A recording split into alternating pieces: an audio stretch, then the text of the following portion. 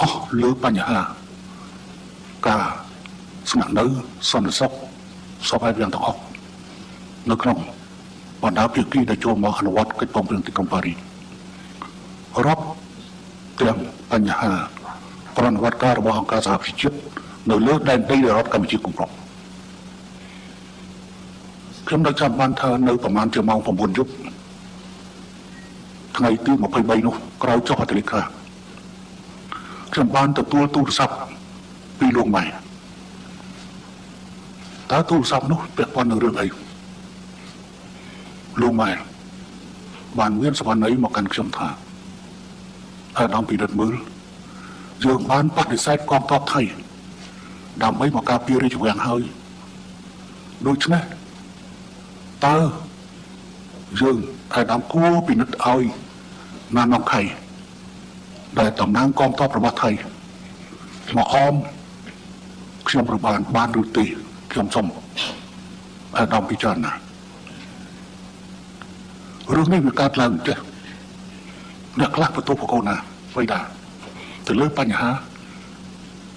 ការការពាររបស់អង្គរៈកូរ៉េខាងជើងថាហេតុអ្វីបានជាមិនយកអង្គរៈខ្មែរបែរជាយកអង្គរៈកូរ៉េខាងជើង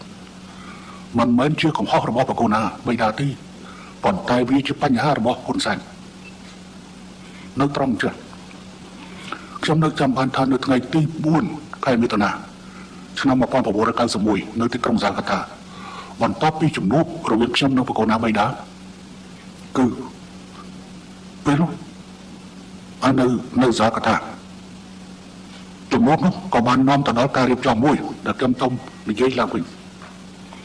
បកូនណាបៃតាប្រហែលថាខ្ញុំនឹងទៅនៅជាមួយអាដាមហ៊ុនសែនព្រោះខ្មែរក៏អបអរខ្ញុំថាឲ្យតកងទ័ពវៀតណាមដោះអស់រដ្ឋាភិបាលអាដាមនឹងដួលលំប៉ុន្តែឥឡូវអាដាមមិនត្រឹមតែដួលលំទេគឺបានបាយយកដីវិញជិតអស់ហើយអញ្ចឹងមានការព្រមព្រៀងគ្នាកាត់ឡើងនៅត្រង់ចំណុចថារក្សាទុករដ្ឋធម្មនុញ្ញនៃរដ្ឋកម្ពុជាភ្លេងជាតិទង់ជាតិឈ្មោះប្រទេស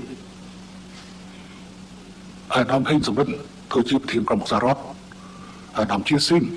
ធ្វើជាប្រធានសភាជាសឹមព្រោះបកូនណាលោកមិនស្គាល់ជាស៊ីមជាសឹមហើយអាដាមហ៊ុនសែនធ្វើជានាយករដ្ឋមន្ត្រីប៉ុន្តែខ្ញុំសូមស្នើបង្កើតគណៈប្រធានជាតិមួយដែលក្នុងនោះមានខ្ញុំនរ៉ាំសេនោះជាប្រធានអាដាមហ៊ុនសែនជាអនុប្រធាននិងអាចមានសម្ដេចចក្រីយកជូឡុកជាសមាជិក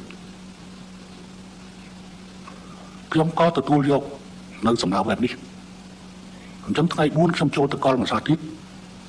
ដើម្បីសួរបញ្ជាក់តើតិននឹងតើព្រះអង្គសពតិគង់នៅឯណា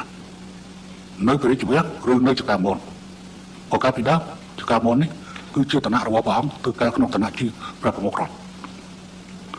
ពេលនោះព្រះអង្គបានមានបន្ទូលមកកាន់ខ្ញុំថាអាដាមខ្ញុំមិនចង់ធ្វើស្ដេចទេ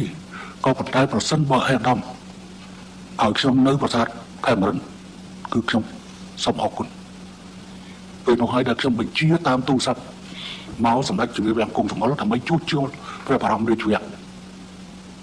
នឹងមានន័យថាពេលនោះមានការព្រមព្រៀងសម្ងាត់បែបនេះកើតឡើងប៉ុន្តែមកបែកការនៅទីក្រុងបាកកហើយរឿងនៅឯកាកាតានោះវាកើតឡើងរឿងចេះបកូនណាបៃតាព្រះអង្គមានបរិយាបន្ទូលថាអាដាមការពារខ្ញុំផងប្រយ័ត្នខ្មែរក្រហមចូលក្នុងរាជវាំងសម្រាប់ខ្ញុំទុំគុំខ្ញុំក៏បានឆ្លើយតបទៅវិញថាសូមព្រះអង្គកុំបារម្ភទុំគុំមានសមត្ថភាពគ្រប់គ្រាន់ដើម្បីនឹងការពារព្រះអង្គប៉ុន្តែក្នុងករណីដែលព្រះអង្គសពតិយកអង្គរៈបរទេសដូចជាសេកូតូរេយកអង្គរៈរបស់គូបាយកទៅការពារសេកូតូរេរបស់លីណេកូណាគ្រីហើយក៏ជាធ្លាប់មកទស្សនកិច្ចនៅកម្ពុជា